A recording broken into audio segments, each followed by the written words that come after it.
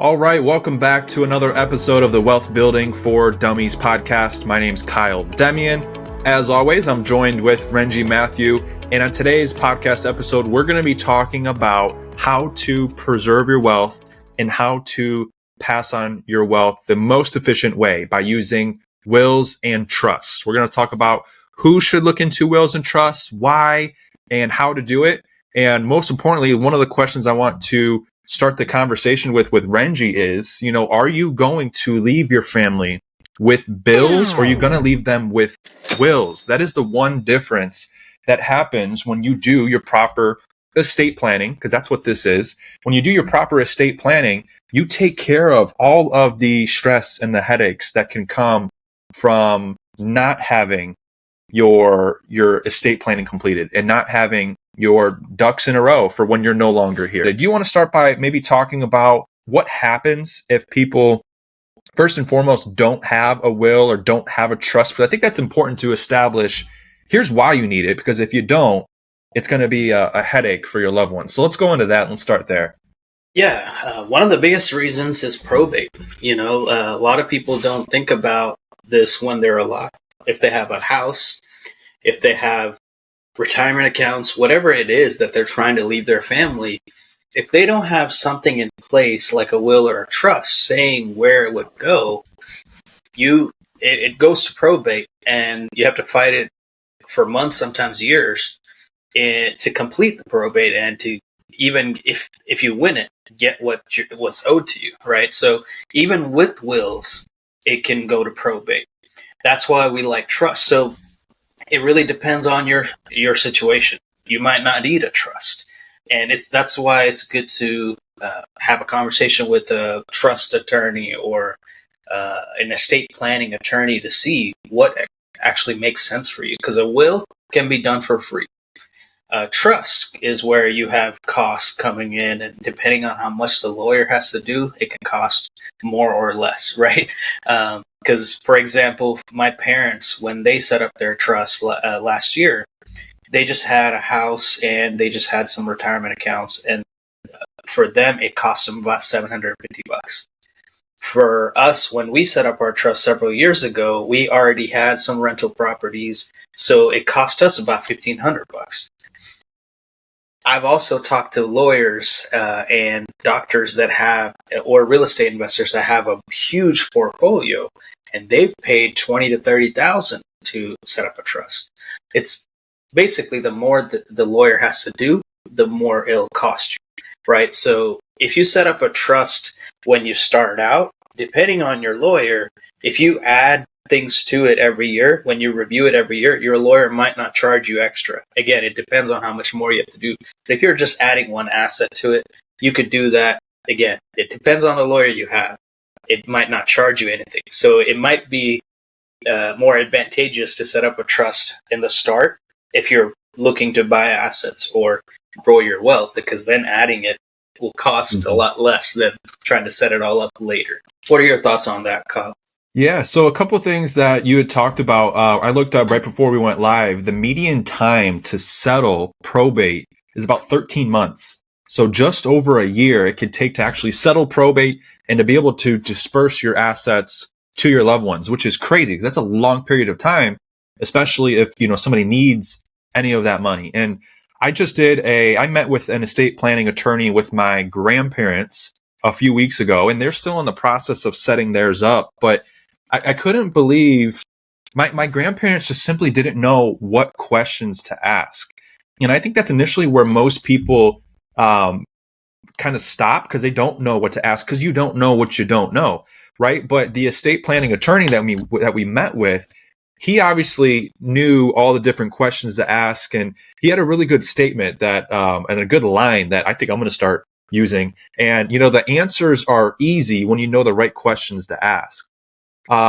So with that, he helped them and kind of went through, what assets do you guys own? Do you guys own your house, your cars? They do count cars technically as an asset if they're paid off, and you can actually, name a beneficiary on your car on the deed. I believe that's the correct verbiage that he said. But you can start to name from your assets and then your retirement accounts, who is going to take over and what's going to happen to your money when you're no longer here. So why do you want to avoid probate? Why should you? Number one, probate costs money, right? Remember you talked about some of the costs to setting up a trust. Probate typically will cost at least that, if not more. Plus it takes extra time. Plus your loved ones are left to figure it out instead of you actually having the second benefit of, why you should want to avoid probate, just control of your money and being able to have your money disperse as you wanted it to. You guys have probably heard some crazy stories, maybe horror stories, maybe people or probably in the news about, estranged family members that, maybe were never in the picture. And then now that, someone passes away, they try to come back into the picture and collect some of their money from a will, which, like we said earlier, a will can still go to probate. But just with probate, so much is left up in the air. And you don't have control of your money, and you can't do with your money what you wanted to do unless you have it in writing, like a trust, right? So you kind of started to talk about it, Renji, but like who even should need a trust? Some of the things that you mentioned were people that are like buying assets, right? Other people would be, families with minor children, families with, children that have special needs, those that want privacy with their assets and their wealth, because wills, once completed through probate, do become public information. Trusts always stay private. The next couple of reasons would be families with complex or dynamic, blended families. People that own properties in multiple different states, because you would need to have probate in different states, which can become complicated and costly. And then lastly, actually there's two more. Those with specific wishes for their assets, like we already talked about. Individuals looking to protect their assets from creditors. If you're a business owner and you own a lot of assets, you guys have probably heard from one of our shows before or other people across social media, one of the greatest ways to protect your wealth as you're building it is by putting it into a trust.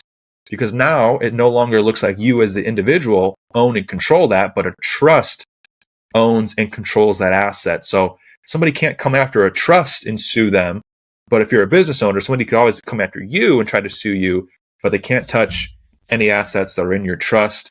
And then there is one more last one, and that is for people that want to donate for a charity. There are some specific strategies for donating to a charity once you're no longer here that you would need to put that into a will and or a trust to make sure that happens. Otherwise, you're passing your money on to your heirs, and who knows what they do with that money. They may not donate it at all, potentially. Right? So long story short, right, Renji, if you want control over your money and your assets when you're no longer here, you should have some sort of will or trust. Renji and I are not estate planning attorneys. This is not legal or, advice on law, just simply education. You guys should, of course, make sure to speak to a licensed lawyer or someone licensed in law that knows and understands these and can actually help you out. We are just providing this for education. But Renji, anything else that you want to add onto the different people that should look at wills and trusts in the first place? Yeah, I think basically if you're looking at a will, the purpose is to outline how you want your assets to be distributed after you die, right? But it only gets activated once you pass away. Now, with a trust, it can manage your assets during your lifetime while you're alive, and it can also be after your death. Like Kyle said, if you want control over your assets even after you're gone, then you want to set up a trust. The difference also, like flexibility-wise, wills do take, it's a lot faster, it's straightforward, and you can change as needed. With trust, it can take a lot more time. Like, for example, for us, it took us, I think, almost 3 months. And that part of that is because we were busy with other things, but it took us almost 3 months. And it could be a revocable living trust. It could be irrevocable. I can't say it. And each of them can vary depending on what you need. And this is where you would have to sit down with the estate planning attorney to see what's beneficial for you. They can ask you all the questions to figure out what actually works better for you, right? And like Kyle mentioned before, a will must go through probate, right? And because it goes through probate, it is public knowledge of what you have. With a trust, you can look like you don't own anything. because the trust can own everything, right? And that's kind of what it looks like with our trust. Our trust owns our businesses, our trust owns everything. So it gives you an extra layer of protection too if someone sues you. Your trust is a separate entity, so you're protected and your assets are protected, right? So there's a lot of extra protection there too. And going back to something that was mentioned before with kids, right? So in our trust, we have something set up where if my wife and I are gone, it has a trustee that will take care of our son or our future kids, and it's a law-abiding contract that they have to follow, right? So they can make sure, hey, this much goes to my kids when they're 18 if they're planning to go to college, or if they're planning to start a business, this much would go to them when they're 21, or whatever that you want. Again, this is where it's giving you control even after you're gone. You can set it up how you want. So that's the great thing about a trust. Yes, it takes more time, but it gives you more control and less headache over time. And another benefit is a tax protection. You're not avoiding taxes, but there are more tax advantages to having a trust set up for your kids when you're passing assets onto them when you're gone, or businesses, or whatever you're passing on to your kids. There are tax benefits. Again, they're not avoiding taxes, but there's tax benefits of it. But yeah, those are some of the things I could think of as we were talking about trust and wills. Absolutely. And with that conversation, that's an idea of basically who, what, where, when, why, right? What is a will? What is a trust? Who is it best for? How do they work? How do you go about setting one up? One of the last strategies, Renji, that we should finish up this podcast with and talk about, because this is the wealth building podcast for dummies, right? But with that, one of the methods we've talked about before is the Rockefeller waterfall method. And what that means is it's a way to perpetually, it's a big word, it's a way to perpetually pass on wealth, and it should then last multiple generations. This goes back to the Rockefellers versus the Vanderbilts. Both were very, very wealthy families in the late 1800s or early 1900s. And one family has been able to pass on their wealth for the last 100 plus years, while the other family's wealth, the Vanderbilts, diminished quickly over about 2 to 3 or so generations just because of too much spending, too much lavish spending. They bought mansions instead of buying businesses or buying assets.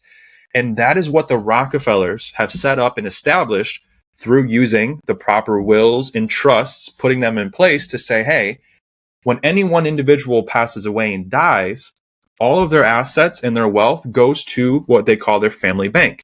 And it's set up inside of a trust. Their trust acts as if their family bank. And now their heirs and their beneficiaries, like their kids, grandchildren, and so on, they can only ever access this pot of money if they're using it for basically buying assets or investing in themselves.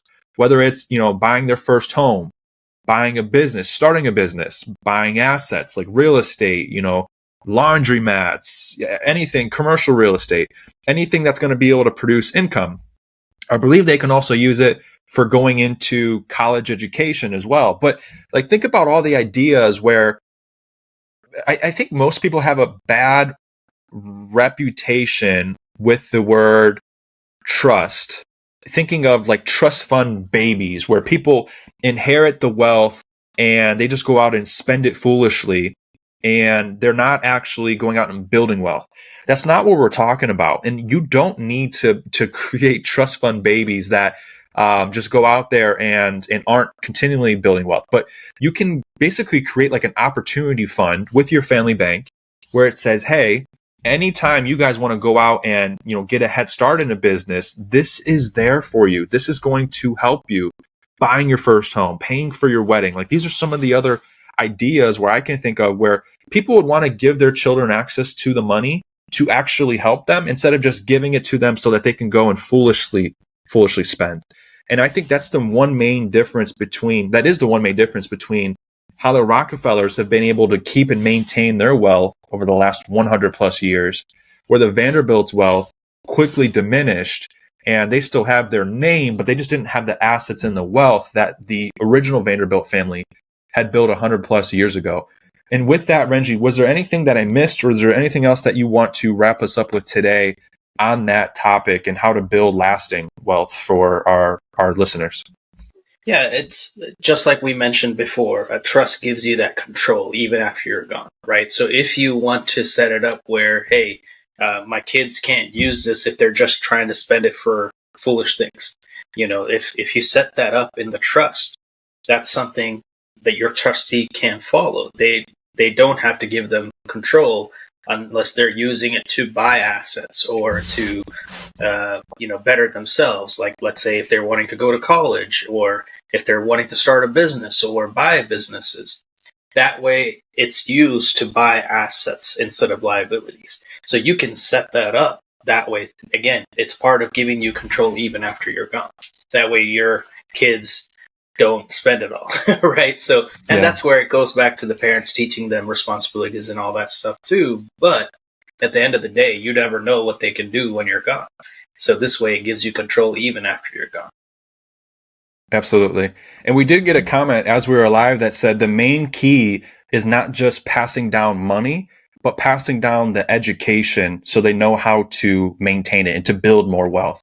And I think that's perfectly said. And that's a great way for us to wrap up this podcast. So for those of you listening, if you guys found a lot of information about how to protect your wealth, we have a whole school community called the Wealth Academy where we teach you guys and educate you on these concepts. You guys get direct access to Renji and I if you have any questions. And we're going to start doing, once a month, probably live calls, taking questions and answering them for our community live, and probably a Zoom call would be the best way for us to do that. So join our school community. We'll have that linked below. Also, be sure to follow us on social media. Renji and I post all the time about different ways to build wealth, protect wealth, pass it on for generations to come. If you guys like this video, make sure to give us a like and subscribe to our channel. We appreciate your guys' support, and we'll see you on the next episode. Take care.